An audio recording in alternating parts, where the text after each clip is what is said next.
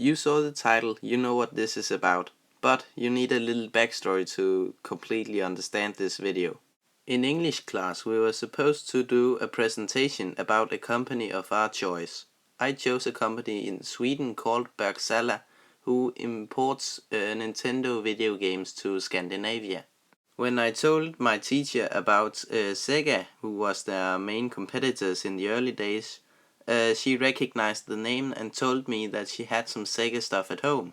I asked if it was something that she wanted to sell, and then she would get in touch with her son because it was his stuff.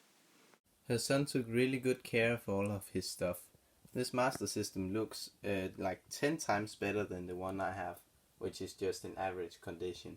There's only two things wrong about it, and that is this cable here, which is really old, and it's from a time where there wasn't any internet or other data going through the air, meaning that when you use this in modern times it gets really fuzzy, so I have to get a replacement cable for that if I want to see properly. And then there's the controller, where part of the D-pad is broken, so I can take it out, which is obviously not meant to happen. It wasn't just a Master System, there was also this Mega Drive, which is known as the Sega Genesis in some parts of the world. The video cable has the same problem, but I can also get a modern replacement for that. But otherwise this one works just fine. Along with that we got some random posters and the manual for the game, which was included inside of the Master System. We also got the manual for the Master System, and for some odd reason we got a manual for the very first model of the Master System, even though it wasn't included. That's weird. Would you please shut up?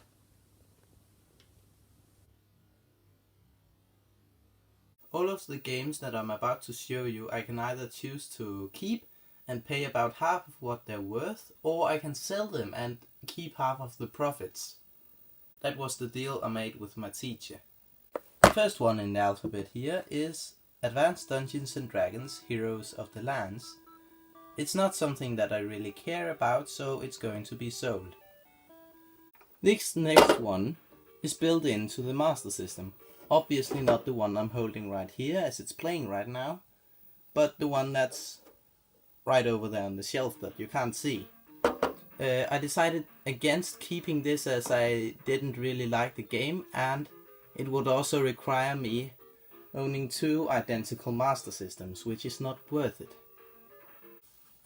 This is what I love about old games. They're all completely bug-free. That mess you just saw was supposed to be this. Asterix for the Sega Master System. I basically grew up with this franchise, so this game was a no-brainer for me to keep. If you don't live in Europe, you've probably never heard of this franchise, as it was only ever popular here in Europe.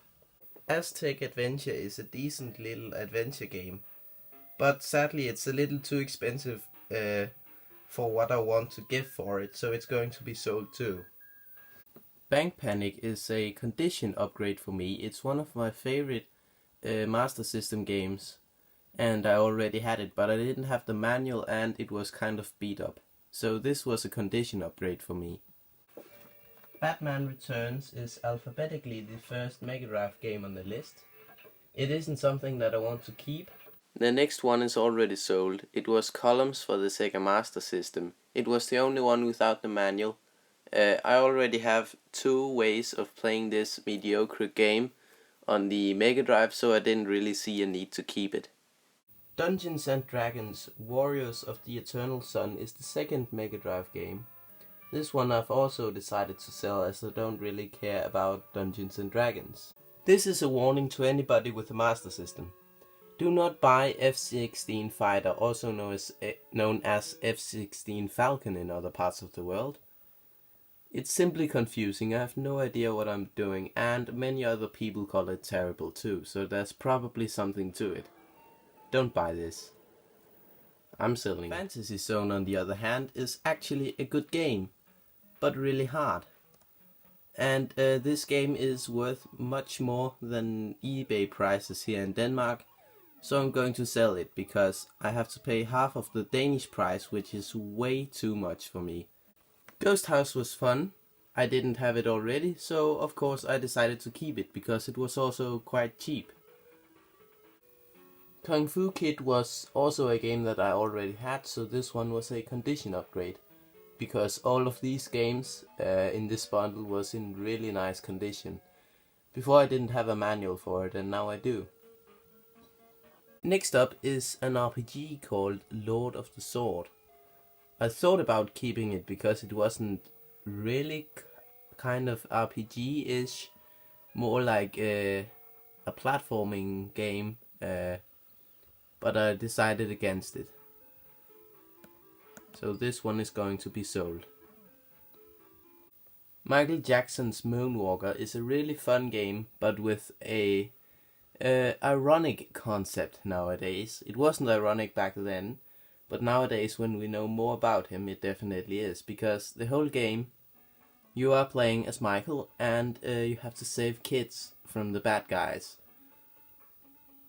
Yeah. But it's a fun game and I'm keeping it anyways.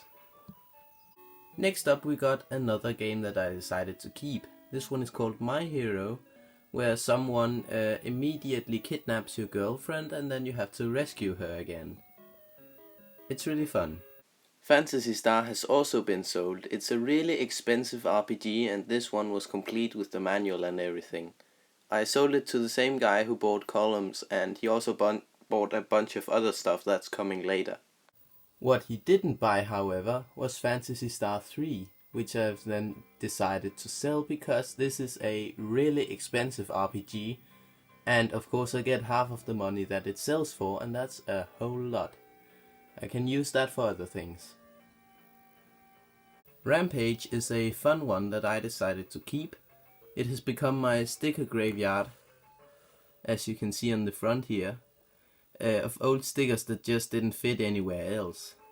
The guy from before who bought Columns and Phantasy Star also bought Shining Force 1 and 2, which also are expensive RPGs that I didn't want to keep. I don't really care about RPGs at all. This is Shining in the Darkness.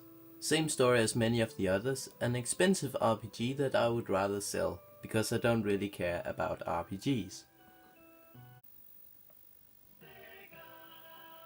Something that I do care about, along with many other people on this planet, is Sonic the Hedgehog.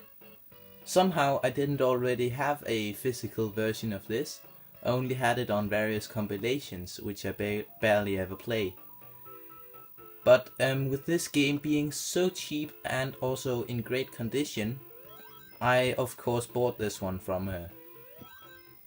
Sonic Spinball is a game is only average, but this one came with a cool poster with Sonic Spinball art on it, so I'm guessing it was only ever available on this game. So I bought it basically for the poster. But the game was really cheap, so it's okay.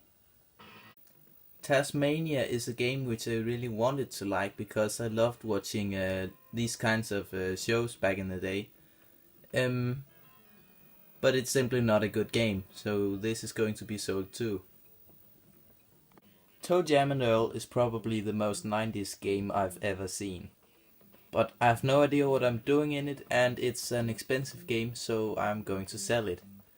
But just look at this background. It screams 90s.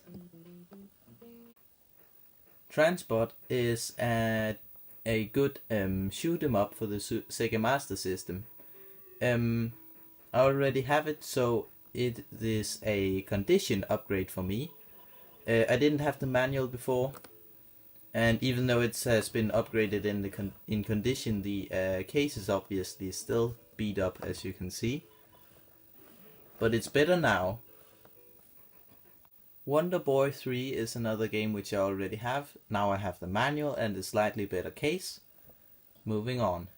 The last game on the list was Wise the Vanished Omens, which I have already sold to the same guy who bought the other games. It's another expensive RPG which I don't care for. Here is my Sega Collection after I've kept some stuff from my teacher. I kept Asterix and Aztec Adventure. Initially I wasn't going to keep it, but then I found one much cheaper in Denmark, meaning that my price would also be cheaper because I'm going for Danish prices first, and if I can't find any in Denmark, then it's eBay prices. Bank Panic was a condition upgrade. Ghost House was new for me. Michael Jackson, My Hero, and Rampage was also new for me. I kept this manual for my Master System. There was the Ninja. No, not the Ninja, sorry. I was thinking of Kung Fu Kid.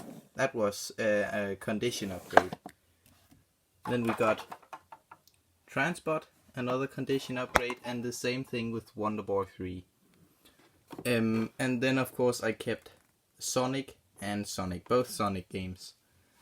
Initially I had thought that I would keep this Mega Drive, as I have a Mega Drive Model 2, which apparently has worse sound than the Model 1, but I could barely hear any difference. So I'm deciding to sell this. I kept those posters that were with some of the games, some of which I've decided to frame. This one was my favorite and has the box art from the first Sonic game. And on the back side there is like advertisement for Mega Drive games. Things that I ended up getting total to around 525 kroner, which was about $80. I'd say that's okay, considering I only had to pay half of what it's worth, meaning it would be worth right around 1,000 kroner. Anyway, this has been it for this episode. I hope to see you sometime soon.